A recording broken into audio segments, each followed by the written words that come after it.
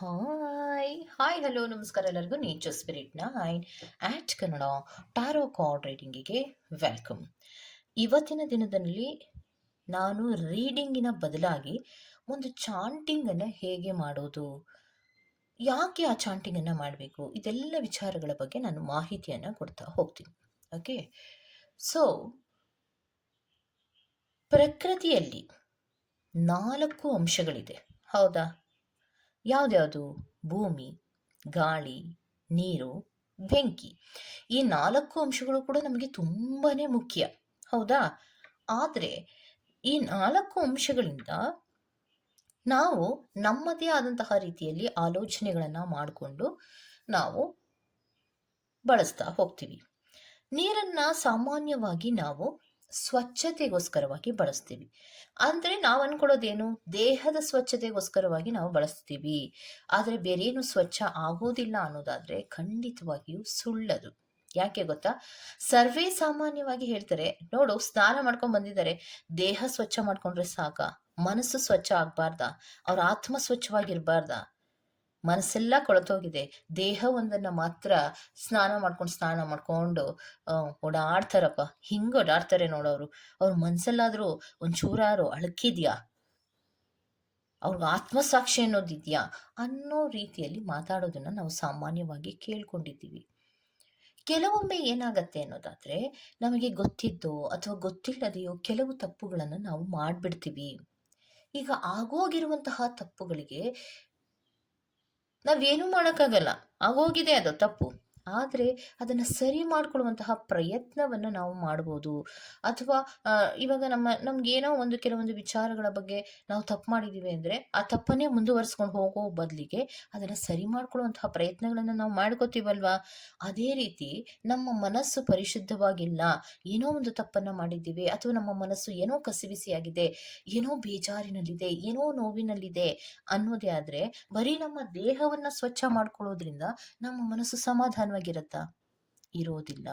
So ನಮ್ಮ ಮನಸ್ಸಿನಲ್ಲಿ ಒಂದು ಅಳುಕು ಅನ್ನೋದು ಇರತ್ತೆ. ಅಯ್ಯೋ, ನಾನು ಆ ಥರ ಮಾಡ್ಬಿಟ್ಟೆ, ನಾನು ಮಾಡಬಾರ್ದಾಗಿತ್ತು, ಈ ಥರ ಮಾಡ್ಬಿಟ್ಟೆ, ಯಾವಾಗಲೂ ಕೂಡ ಕೊರಗ್ತಾ ಇರ್ತೀವಿ. ನಮ್ಮ ಆತ್ಮವೂ ಕೂಡ ಹಾಗೆ ಕೆಲವೊಂದು ವಿಚಾರಗಳಲ್ಲಿ ತುಂಬ ಕೊರಗಿನಲ್ಲಿಯೇ ಇರುತ್ತೆ. ದೇಹ ಸ್ವಚ್ಛ ಆದ್ರೂ ಕೂಡ ನಮ್ಮ ಮನಸ್ಸಾಗ್ಲಿ ನಮ್ಮ ಆತ್ಮವಾಗ್ಲಿ ಸ್ವಚ್ಛ ಆಗಿರೋದಿಲ್ಲ. ಹಾಗಿದ್ರೆ ಅದನ್ನ ಹೇಗೆ ಸ್ವಚ್ಛ ಮಾಡ್ಕೊಳ್ಳೋದು? ಅದು ಸಾಧ್ಯ ಇದೆಯಾ ಅನ್ನೋದಾದ್ರೆ ಖಂಡಿತವಾಗಿಯೂ ನೀವು ಬಳಸುವ ದೇಹದ ಸ್ವಚ್ಛತೆಗೆ ಬಳಸುವಂತಹ ನೀರಿನಲ್ಲಿಯೇ ನೀವು ಆತ್ಮದ ಸ್ವಚ್ಛತೆಯನ್ನ ಮತ್ತು ಮನಸ್ಸಿನ ಸ್ವಚ್ಛತೆಯನ್ನ ಕೂಡ ಮಾಡಬಹುದು. ಅದು ಹೇಗೆ ಮಾಡೋದು ಅನ್ನೋದನ್ನ ನಾನು ಇವತ್ತಿನ ದಿನದಲ್ಲಿ ನಿಮಗೆ ನಾನು ತೋರಿಸ್ತಾ ಇರೋದು. ಓಕೆ, ಸೊ ದೇಹದ ಸ್ವಚ್ಛತೆಯನ್ನ ನಾವು ಮಾಡ್ಕೊಳ್ಳೋದಿಕ್ಕೆ ನೀರನ್ನ ಬಳಸ್ತೀವಿ. ಏನ್ ಮಾಡ್ತೀವಿ? ನಾವು ಸ್ನಾನವನ್ನ ಮಾಡ್ತೀವಿ. ಸ್ನಾನವನ್ನ ಮಾಡುವಾಗ ನಾವು ಏನನ್ನೂ ಕೂಡ ನಾವು ಏನು ಮಾತಾಡೋದೇ ಇಲ್ಲ. ಆದ್ರೆ ಪ್ರಕೃತಿಯ ಅಂಶಗಳಲ್ಲಿಯೂ ಕೂಡ ನಾವು ಪ್ರತಿಯೊಂದು ಅಂಶದಲ್ಲಿ 4 ಅಂಶಗಳಿದೆ: ಭೂಮಿ, ನೀರು, ಗಾಳಿ, ಬೆಂಕಿ. ಇದಿಷ್ಟತ್ರನೂ ಕೂಡ ನಾವು ಕನೆಕ್ಟ್ ಆಗ್ಬೋದು. ಆದರೆ ಕನೆಕ್ಟ್ ಆಗುವಂತಹ ಮನಸ್ಥಿತಿ ನಮ್ಮಲ್ಲಿ ಇರಬೇಕು, ತಾಳ್ಮೆಯೂ ನಮ್ಮಲ್ಲಿ ಇರಬೇಕು. ಯಾವಾಗ ನೀವು ಸ್ನಾನವನ್ನ ಮಾಡೋದಕ್ಕೆ ಅಂತ ನೀವು ಹೋಗ್ತಿರೋ ಆಗ ನೀವು ಒಂದು ಜಗ್ಗಿನಲ್ಲಿಯೋ ಅಥವಾ ಸ್ನಾನವನ್ನ ಮಾಡಬೇಕು ಅಂತ ನೀವೇನು ಅನ್ಕೊಂಡು ಹೋಗ್ತಿರೋ ಅಂತಹ ಸಮಯದಲ್ಲಿ, ಬಾತಿಂಗಿನ ಸಮಯದಲ್ಲಿ, ಸ್ನಾನವನ್ನ ಮಾಡುವಂತಹ ಟೈಮಿನಲ್ಲಿ ಸ್ವಲ್ಪ ನೀರನ್ನ ನಿಮ್ಮ ಕೈಯಿನಲ್ಲಿ ಇಟ್ಕೊಳ್ಳಿಂಗೆ. ಅದು ಜಗ್ಗಾದ್ರೂ ಬಳಸಿ, ಏನಾದ್ರೂ ಬಳಸಿ, ನೀವು ಈ ರೀತಿ ಅದನ್ನ ಇಟ್ಕೊಳ್ಳಿ, ನೀರನ್ನ ಇಟ್ಕೊಂಡು ನೀವೇನು ಹೇಳ್ಬೇಕು? Element of water, hear my call, purify and cleanse body, mind and soul ಅನ್ನುವಂತಹ ಒಂದು ಚಾಂಟಿಂಗನ್ನು 7 ಬಾರಿ ಹೇಳ್ತಾ ಹೋಗಿ. ಇದನ್ನು ಹೇಳುವಾಗ ನಿಮ್ಮ ಮನಸ್ಸು ಪರಿಶುದ್ಧವಾಗಿರಬೇಕು. ಮತ್ತೆ ಪರಿಶುದ್ಧತೆಗೋಸ್ಕರವಾಗಿ ನೀವು ಇದನ್ನು ಮಾಡ್ತಾ ಇರೋದ್ರಿಂದ ಏಕಾಗ್ರತೆಯಿಂದ ಮಾಡಿ. ಇದನ್ನು ನೀವು ಕನ್ನಡದಲ್ಲಿಯೂ ಕೂಡ ನೀವು ಹೇಳಬಹುದು. ಪ್ರಕೃತಿಯ ಅಂಶವಾಗಿರುವಂತಹ ನೀರೇ, ನೀನು ನನ್ನ ಮಾತನ್ನ ಕೇಳಿಸ್ಕೋ, ನನ್ನ ಮನಸ್ಸನ್ನ, ನನ್ನ ದೇಹವನ್ನ, ನನ್ನ ಆತ್ಮವನ್ನ ಸ್ವಚ್ಛ ಮಾಡು, ನಾನು ನಿನ್ನಲ್ಲಿ ಪ್ರಾರ್ಥಿಸುತ್ತೇನೆ ಅನ್ನೋದನ್ನ ಆದರೂ ಹೇಳಿ ನೀವು ಸ್ನಾನವನ್ನು ಮಾಡಿ. 7 ಬಾರಿ ಹೇಳಿ. ಒಮ್ಮೆ ಈ ನೀರನ್ನು ಹಿಂಗೆ ಹಿಡಿದ ಮೇಲೆ ನೀವು ಪ್ರತಿ ಒಂದು ಲೈನನ್ನು ಹೇಳಿರ್ತೀವಲ್ವಾ, ಆ ಲೈನನ್ನು 7 ಬಾರಿ ಹೇಳಿ ಸ್ನಾನವನ್ನು ಮಾಡ್ಕೊಂಡು ಬನ್ನಿ.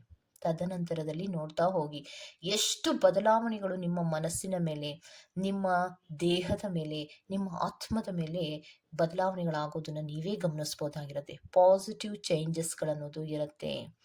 ನಾವು ಅನ್ಕೊಂತೀವಿ ನಾವೇನು ಸ್ನಾನವನ್ನು ಮಾಡ್ತೀವಿ, ಅದೇನು ಕನೆಕ್ಟಿವಿಟಿ ಅಂದರೆ ಏನು, ಹೇಗಾಗತ್ತೆ, ಹೇಗೆ ಸಾಧ್ಯ ಅನ್ನೋದನ್ನೆಲ್ಲ ಹೇಳ್ತೀರ. ಕನೆಕ್ಟಿವಿಟಿ ಹೇಗಾಗಕ್ಕೆ ಸಾಧ್ಯ? ನೀರೇನು ಉಸಿರಾಡುತ್ತಾ, ನೀರಿಗೇನು ಕಿವಿ ಇರುತ್ತಾ, ನೀರೇನು ನಮ್ಮ ಮಾತುಗಳನ್ನು ಕೇಳಿಸ್ಕೊಳುತ್ತಾ, ಅಥವಾ ಅದು ನಮ್ಮ ಎಲ್ಲ ಭಾವನೆಗಳಿಗೂ ಸ್ಪಂದಿಸುತ್ತಾ ಅನ್ನೋದಾದ್ರೆ ಖಂಡಿತವಾಗಿಯೂ ಸ್ಪಂದಿಸುತ್ತೆ. ನೀರಿಗೆ ಶಕ್ತಿ ಖಂಡಿತವಾಗಿಯೂ ಇದೆ. ನೀರಿಗೆ ಶಕ್ತಿ ಇಲ್ಲ ಅಂತ ಯಾರು ಹೇಳ್ತೀರಾ? ಸಾಧ್ಯನೇ ಇಲ್ಲ.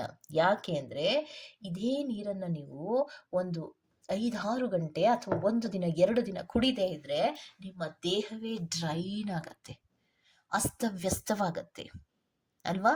ಸೊ ಒಂದು ರೀತಿಯ ಒಣಗಿದ ತರಹ ಆಗತ್ತೆ.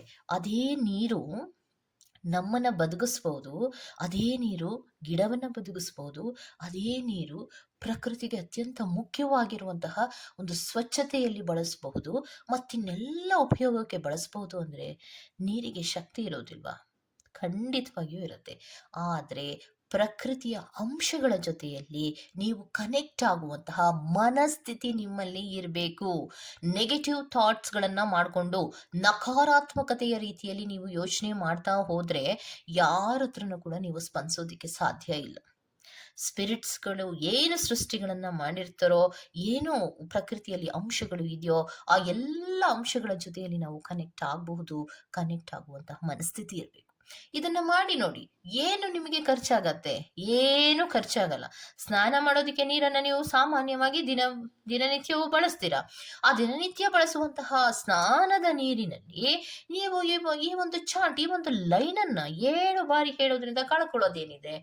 ಸೊ 7 ಬಾರಿ ಮನಸ್ಸಿಟ್ಟು ಪ್ರಕೃತಿಯ ಅಂಶವಾಗಿರುವಂತಹ ನೀರಿಗೆ ನೀವು ಕನೆಕ್ಟ್ ಆಗಿ ಹೇಳೋದ್ರಿಂದ ನಿಮ್ಮ ದೇಹದ ಜೊತೆಗೆ ಮನಸ್ಸು ಮತ್ತು ಆತ್ಮವು ಪರಿಶುದ್ಧ ಆಗತ್ತೆ. ಅಂದ್ರೆ ಯಾಕೆ ಮಾಡಬಾರ್ದು? ಹೌದಲ್ವಾ? ಸೊ ನಾವು ಯಾರ ಹತ್ರನಾದ್ರೂ ಒಂದು ಸಹಾಯವನ್ನ ಕೇಳಬೇಕು ಅಥವಾ ಏನೋ ಒಂದು ಪಡ್ಕೋಬೇಕು ಅನ್ನೋದಾದ್ರೆ ಅವರಿಗೆ ಹಣದ ಒಂದು ಅಂಶವನ್ನ ಒಡ್ಬೇಕು, ಅಥವಾ ಅವ್ರ ಹತ್ರ ಪ್ಲೀಸ್ ಮಾಡಬೇಕು. ಹೌದಾ? ಅಥವಾ ಅವ್ರ ಹತ್ರ ನಾವು ಪದೇ ಪದೇ ಕೇಳ್ಕೊತಾನೆ ಇರಬೇಕು. ಅದೆಲ್ಲವನ್ನ ಮಾಡೋದಕ್ಕೆ ನೀವು ರೆಡಿ ಇರ್ತೀರಾ. ಆದರೆ ಪ್ರಕೃತಿಯ ಅಂಶವೇ ಆದಂತಹ ನೀರಿನಲ್ಲಿ ಎಲ್ಲ ಶಕ್ತಿಗಳಿದೆ. ನೀರಿನಲ್ಲಿ ನೀವು ಏನನ್ನ ಬೇಡ್ಕೋತಿರೋ ಅದು ಎಲ್ಲವನ್ನ ನಮಗೆ ಕೊಡ್ತಾ ಹೋಗುತ್ತೆ. ಪ್ರತಿಯಾಗಿ ನೀನೇನನ್ನೋ ಕೊಡಬೇಕು ಅನ್ನೋದನ್ನ ಹೇಳಲ್ಲ. ನೀನು ನನ್ನ ಬಳಿಯಲ್ಲಿ ಕರೆಕ್ಟಾಗಿ ಕನೆಕ್ಟ್ ಆದರೆ ಸಾಕು, ನಾನು ಎಲ್ಲವನ್ನ ಕೊಡ್ತೀನಿ ಅನ್ನುವಂತಹ ಶಕ್ತಿ ನೀರಿಗೆ ಇರುವಾಗ ನೀವು ಈ ಒಂದು ಪ್ರಯತ್ನವನ್ನ ಮಾಡಬಾರ್ದು? ದೇಹವನ್ನ, ಮನಸ್ಸನ್ನ ಮತ್ತು ಆತ್ಮವನ್ನ ಪರಿಶುದ್ಧ ಯಾಕೆ ಮಾಡ್ಕೋಬಾರ್ದು? ಖಂಡಿತವಾಗಿಯೂ ನೀವು ಮಾಡ್ಕೋಬಹುದು. ಇದರ ಮೇಲೆ ನಂಬಿಕೆ ಇಡಿ.